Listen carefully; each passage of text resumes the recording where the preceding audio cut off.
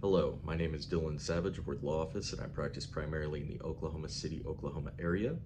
Today we are going to be talking about different resources that individuals can use to see whether or not they have a litigious case against them. And we're talking about family law, criminal law, just normal civil law like breach of contract, small claims, stuff like that.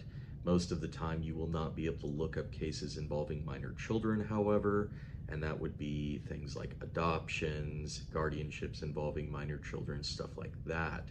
Depending on the resource you turn to, you may even be able to locate tribal cases.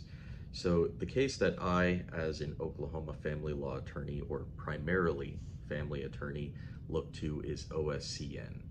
If I am going to practice tribal law, which I have in the past and I can do so now, I will look at ODCR. So let's look at those two websites.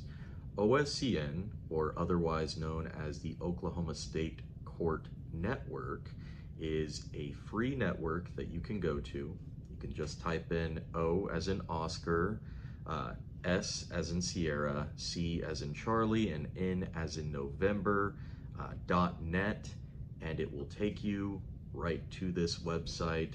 If you just type in OSCN, click on the very top search populated onto that site on Google, and that should be it.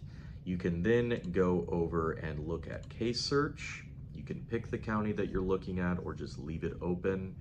You can type in your first, last name, middle name. If you have a name that's pretty popular, pretty common, you'd want to put in your middle name. If you know your case number, you can also type that in. You're going to want to have the full case number, however, to type that in effectively. And you can, like I said, find just about anything there. Now, I'd also mentioned ODCR, which is On-Demand Court Records. The last time I used this resource, you needed an account to really get the most out of this website. That may have changed at this point. I don't use it very often. I do occasionally practice in tribal court, and ODCR is very useful when doing tribal cases. It will have more access to that information.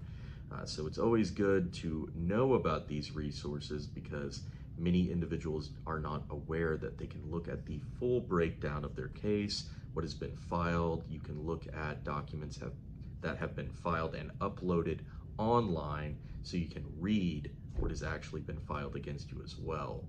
This is something that attorneys constantly make use of and your everyday person tends to not know about. If you found this video to be helpful or you believe it could help someone else, please go to theoklahomacityattorney.com. My name is Dillan Savage, and thank you for watching.